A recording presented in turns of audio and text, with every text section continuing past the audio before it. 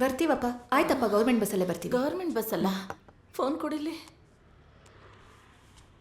ನಾವು ನಿಜವಾಗ್ಲೂ ಅಲ್ಲಿಗೆ ಬರ್ಬೇಕಾ?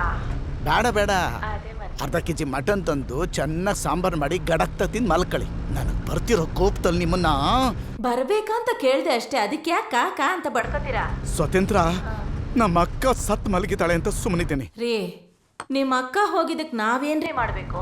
ಅವ್ರಿಗೆ ಜೊತೆಯಾಗಿ ನಾನು ಹೋಗ್ಬಿಡ್ಲಾ? ಎಲ್ಲರೂ ಒಂದಿನ ಸಾಯ್ಲೇಬೇಕಲ್ವಾ? ಸರಿ ಸರಿ, ಬಸ್ ಹಿಡಿದು ಬರೋ ಕೆಲಸ ನೋಡಿ. ಈ ಬಸ್ಸೆಲ್ಲ ಹತ್ಕೊಂಡು ಬರೋಕ್ಕಾಗಲ್ಲ. ಬಸ್ ಸ್ಟಾಪ್ ನೋಡಿದ್ರೆ ಅಷ್ಟು ದೂರ ಇದೆ. ಕಾರಲ್ಲೇ ಬರೋದು. ಏನಂದೆ? ನನ್ನ ಮಕ್ಕಳನ್ನ ಸೇಫ್ಟಿಯಾಗಿ ಕರ್ಕೊಂಡು ಬರ್ಬೇಕು ಅಂದ್ರೆ ಕಾರಲ್ಲೇ ಬರೋದು. ದುಡ್ಡಿಗೆ ಏನ್ ಮಾಡಿ ಇವತ್ತೇ ಎತ್ತಿತಾರಾ? ಹೌದು. ಹೌದು, ಇಲ್ಲ ಅಂದ್ರೆ ಕೊಳತು ಹೋಗುತ್ತೆ. ಏನ್ ಹೇಳ್ದೆ? ನಮ್ಮ ಅಕ್ಕ ಕೊಳತು ಹೋಗ್ತಾಳ? ಅಯ್ಯೋ, ಕೊಳತು ಹೋಗ್ಬಿಡ್ತಾಳ? ಅಯ್ಯೋ, ನಿಮ್ಮ ಅಕ್ಕ ಅಂತ ಹೇಳಿಲ್ಲ ರೀ. ಸತ್ರೆ ನಮ್ಮಕ್ಕನ ಹೆಣ ಆದ್ರೂ ಕೊಳತು ಹೋಗುತ್ತಾನೆ. ಕೊಳತು ಹೋಗ್ಬಿಡುತ್ತಾ? ಅಯ್ಯೋ, ಒಂದು ಫ್ಲೋ ಅಲ್ಲಿ ಹೇಳ್ಬಿಟ್ನಪ್ಪ, ಕ್ಷಮಿಸ್ಬಿಡಪ್ಪ ಸ್ವಾಮಿ.